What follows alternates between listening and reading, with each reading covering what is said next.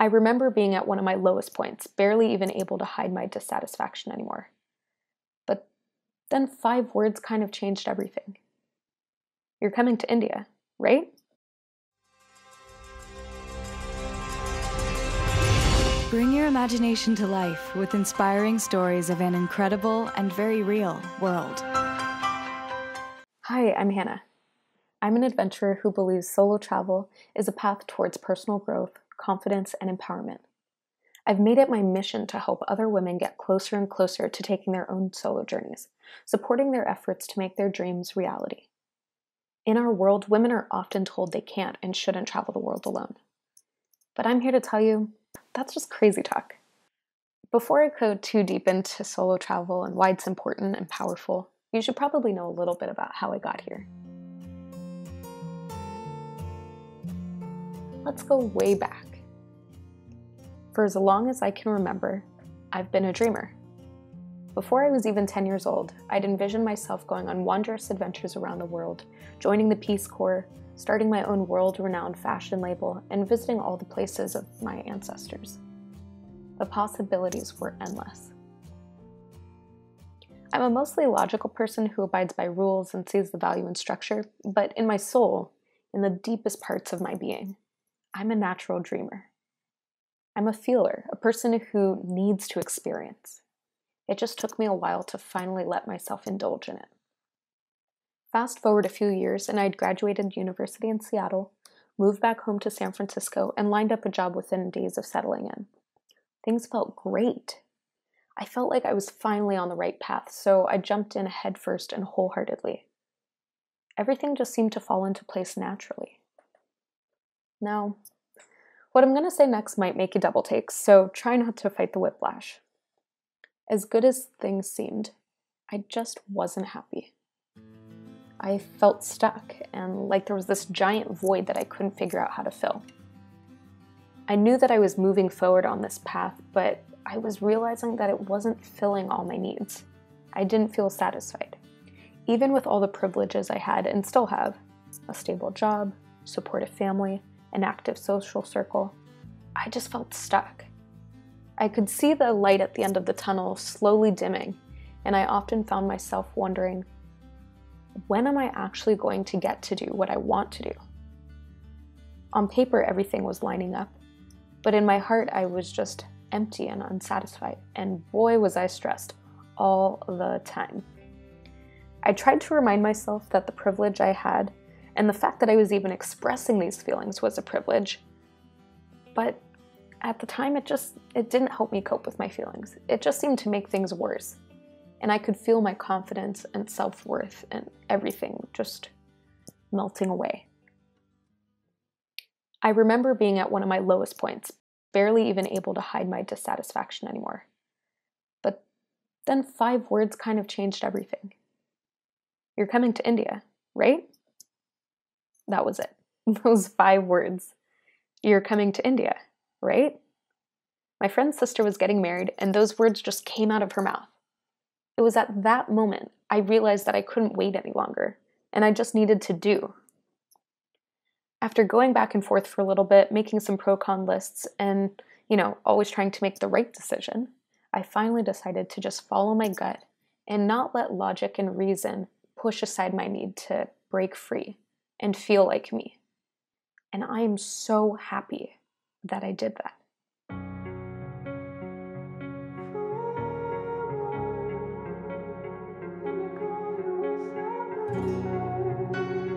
I ended up buying a one-way ticket, traveling 7 months, and along that journey I met amazing people and pushed myself to limits that I couldn't have done at home.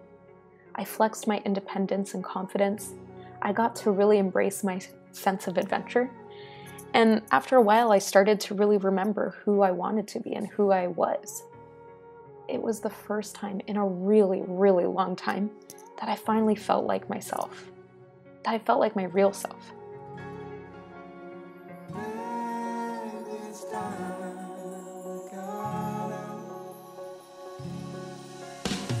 Underneath the rows of trees, I will see you where the ocean meets the sky. Under your toes, the fire grows. You are ready.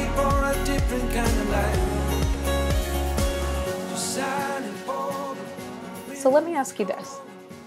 When was the last time you made a change in your life, no matter how big or small, and felt truly alive doing it? Close your eyes for a moment and think about it. What was it? How did it make you feel? And did it change your perspective after? From my experience, I found that solo travel was the best way for me to really, really feel confident and empowered and alive again. It was a way for me to give myself a mental reset and to give myself permission to acknowledge and embrace who I knew I was. Solo travel gives you time and space to break out of feeling stuck. It allows you to grow, ask yourself hard questions, really become in tune with yourself and what you're thinking. And, along the way, try to become your more genuine self. I can't stress it enough, but so often, we don't really get to prove our value and our worth to ourselves. Day by day and year by year, we continue on this path that we think is the right one. And sometimes it is. That's totally fine. But sometimes you just go along with the path because you feel that's what you should do. And we don't really give ourselves the time to look inside and think, hey, I can do whatever I want because I can, and I'm amazing. Instead, we kind of just wait for those moments to appear to us instead of going out and making them for ourselves. Vacation and a trip. My personal philosophy is that we should treat the world and our experiences in it as a way to grow, to think, to remember what we're forgetting or choosing not to identify in ourselves. It's one thing to think about what you want to accomplish in life, but actually doing them, taking that step, that active step to do it, is so much more powerful. By solo traveling, you're pushing yourself to take action, proving your fears and concerns wrong, and using your newly discovered feelings and realizations to fuel you throughout the rest of your ambitions in life. Every person deserves to feel empowered and confident and able. As women, we're told to live our lives quietly, without ruffling any feathers, without taking any risks. Don't get me wrong, that's totally fine and enough for some people, and that's okay. But for some of us who are constantly yearning, we're constantly hungry for more, sitting there and just going along with the flow just isn't going to cut it. It doesn't matter if you decide to travel for a week, for a month, a few years, or even a few days. Giving yourself the time and space to mentally recuperate, to feel like your genuine self, those moments will help you not only realign your internal thoughts about yourself, but it's going to help you prove to yourself that you're powerful, that you're strong, that there's really nothing in this world that can come in the way of doing what you actually want to do. It's just a matter of taking that step to actually do it. And that's honestly the hardest part. But going on this solo trip can help set the stage and help you take that first step into really realizing what you can do. By solo traveling, you're performing one of the biggest acts of self-care I can think of. It's one of those real tremendous moments where you're being fully conscious of yourself. You're allowing yourself the permission, time, space to act without any restraints. You go where you want, when you want. You figure things out along the way. You prove to yourself that you're capable and flexible. You explore your curiosities while learning about others. And all in all, you absorb all of these things, embrace them, learn from them, and that's reflected in the energy that you give off to others. After a while, you start to realize that others are seeing the confidence and empowerment that you're now seeing in yourself. So you might be sitting there now thinking, okay, that's great and dandy, Hannah, but how do I do this? How do I take my dream and turn it into a reality? I can give you lots of tips and tricks based on years of traveling and introspection and self-growth, but I don't think that's what you really need. In all honesty, if you're listening to this right now and even just slightly thinking, yes, this is it, I want this and I need this, then here's the biggest pieces of advice that I can pass along to you. 1 is to do your research, but 2, which is way more important and honestly way more liberating, is just do it. I'm low-key channeling my inner Shia LaBeouf right now, but honestly, just do it. It took me upwards of 10 years. Did you hear that? 10 years to finally just do it, to put my dreams into action, to step off that ledge and trust my gut and just go with it. It took me so long, so many years of going back and forth and thinking whether this was right or wrong. It took way too long. And after I made that jump, I realized that I should have done it, years ago. Of course, there are always other factors that can change whether or not you can, quote unquote, just do it and do it right now. But if you're at a point in your life where those things are taken care of and you're really just going back and forth feeling unsure, making pro-con lists just like I do, just do it. We sit and we wait so long for the right time, for the best time. We're waiting for it to just smack us in the face and say like, hey, go do it.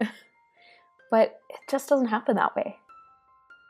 When I finally decided to just do it, I felt in my soul that I was ready. Of course, I had some reservations, but I didn't really feel scared or that I was making the wrong choice. I prepared myself, I saved money, I made sure I wasn't going to go into debt, and I researched as much as I could before leaving. I sat on that plane and I was shocked by how little I actually feared everything.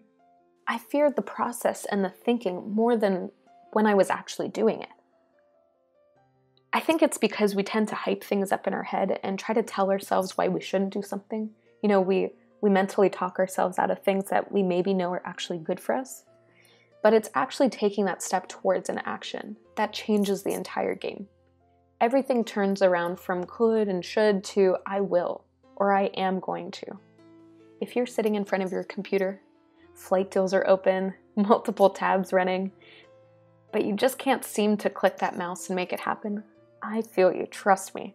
I've been there so many times where I thought, oh, I really want to go, but I shouldn't do it, and I talk myself out of it, and I go back and forth. But here's what I've learned. It's time. And sometimes the difference between dreaming and reality is really something as easy as just clicking a button. Once you jump over those roadblocks that you spent years piling up in front of you, you'll see a completely new side to yourself, and you'll realize or even remember your potential. Now that I'm back from my travels, I can't say that everything is perfect all the time, or that I've found myself, whatever that means. But I can say this. I can look back in my life and know that I made the choice to better myself, that I gave myself the permission to work on me and to become a better version of me for the future. Right now, I might not know exactly what that's going to lead to, but the growth I experienced will last for most of the rest of my life. It's going to last through most of the interactions I have with people, and it's going to be the thing that keeps me going and reminds me how I'm allowed to feel and why I'm allowed to feel. At the end, I'll have satisfaction knowing that I did what I could to build up my own confidence and prove my own empowerment to myself, that I gave those things back to myself. We get to choose how we carry on with our lives, and we get to choose whether or not we push ourselves to be the best we can. Before I leave, I want to ask you, how do you want to find your empowerment, and how will you choose to do it? Thank you so much, everyone, for tuning in today. I had a really great time talking to you, and I hope that for those of you who are on the fence, this kind of helped you get one step closer to deciding to make your decision to travel and explore the world and to ultimately explore yourself a little bit more. Can't wait to talk to you again soon. Bye. Thank you for joining us on another audio adventure right here at Wandertale, the travel podcast community.